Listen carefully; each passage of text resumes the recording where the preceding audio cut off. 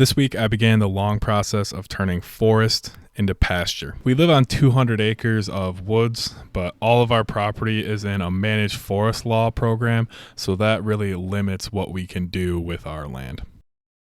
But there's no restrictions on the 5 acres that our house is built on. This is where I've built everything that I've done so far on my channel, and the next thing I want to do is start turning some of this forest into pasture. I'm going to be starting with the long, thin strip of woods on the south side of the 5 acres. This patch of woods is just really thick and overgrown, and it's in need of a thinning to begin with. So we figured if we're going to thin it, we might as well take out even more trees and turn it into silvopasture to help us raise some animals and harvest even more food from our land. Also, when I was getting these drone shots, I ended up hitting the top of a tree, got stuck way up there, and it didn't come down until there was a wind gust the next day. So I'm officially without a drone moving forward. But anyway, my cousin came down to help me with this project, and we quickly got to work. He's a retired logger, so he's a great person to have helping me out on this. Earlier in the week, he stopped over and marked a bunch of the trees that are worth saving. The plan is to save a lot of the maples and oaks. We specifically want to save maples because he has a maple syrup business, and anything over 10 inches in diameter he can tap for maple sap. So we're going to try to save all the maples we can, all the oaks that we can, and pretty much every other nice tree in this patch of woods that we can. But there is a lot of ash in this patch of woods, and we're going to be taking out every ash because the emerald ash borer is coming through, and apparently that's in our county already. So we're going to take out every tree while we can and try to get some use out of it. We kind of developed a nice system where he would fell the tree and I would go through and clean everything up and get everything separated into different piles. We want to try to use as much of these trees that we're taking out of here as possible. And the plan is for the bigger trees, we're going to try to take the biggest logs out of them and separate them into a pile to take down to the mill and mill them up into whatever size boards we need. The smaller, skinnier trees, we're going to try to cut up and save for fence posts. I want to fence in this whole area that we're clearing and make a few different paddocks to run sheep through or whatever we end up doing. And I want to use these trees that we're felling to make the fence posts for that. And everything else that doesn't fall into those 2 categories is going to my cousin for firewood.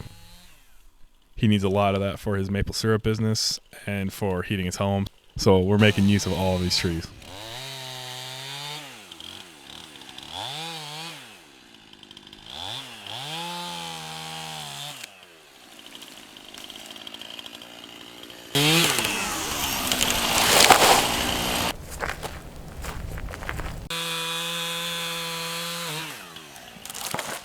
After we cut for a few hours, we started rounding up all of the bigger logs that we had separated.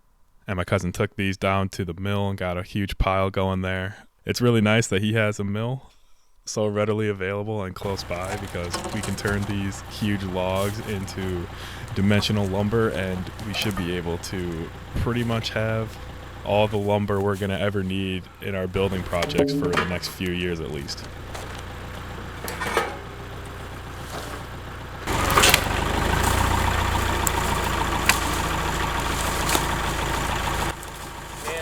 The forks are underneath it.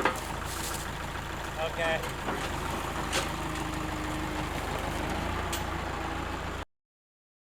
We got a lot done for our first day, and the weather conditions are perfect, and this should be keeping me busy throughout the winter.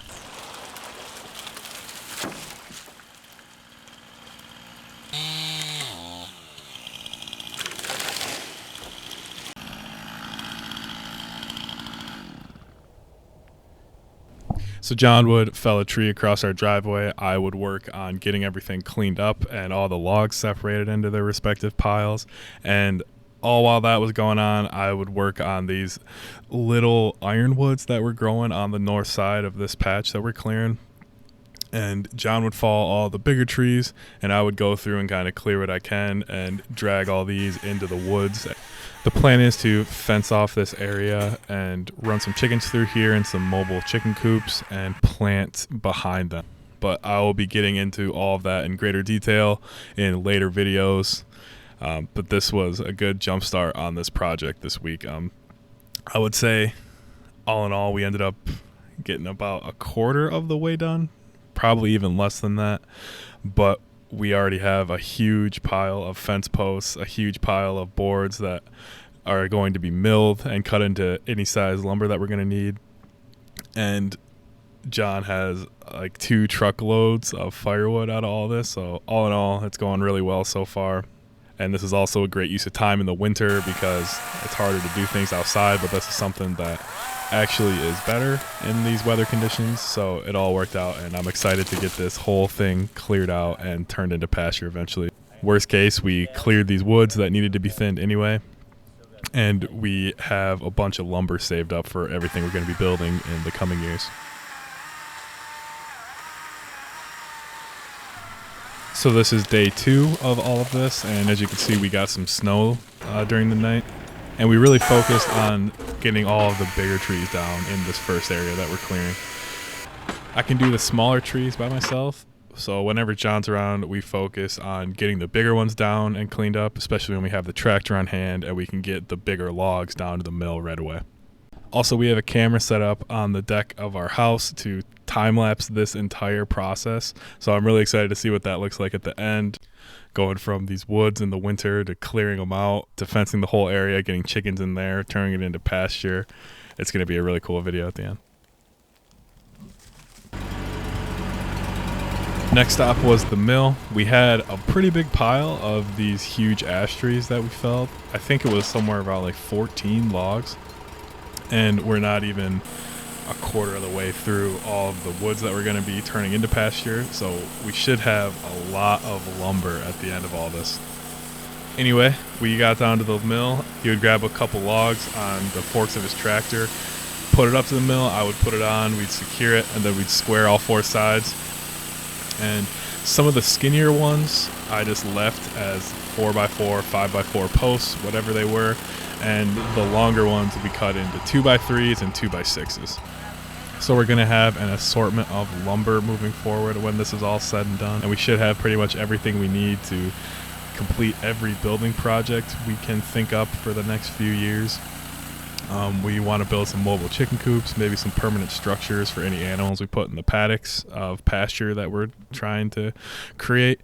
And I also want to make like a log or like a shed or a barn type thing, like putting some logs into the ground for posts and then kind of framing out a metal roof on top of that. But we'll see how that goes. There's a lot of things we could do with all this, but it's nice to know that we can harvest the materials from our own land to build whatever we're going to need to build moving forward. All the trees that we're milling up here are ash, so if we build anything outside with these, we're planning on buying like a tung oil or an outdoor defense oil to apply to the lumber so they can last a really long time.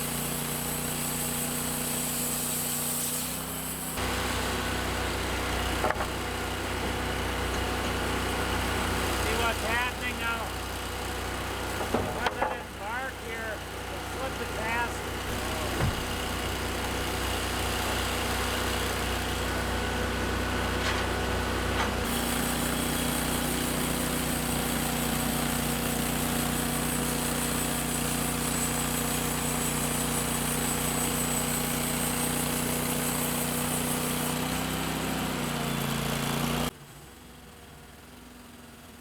But yeah, I'm really fortunate to have someone who lives so close to me, have a mill, and can mill all these boards up for me. I asked him if he ever wants any payment for any of this stuff, and he said he'll get it out of me with labor, and that's a good deal for me.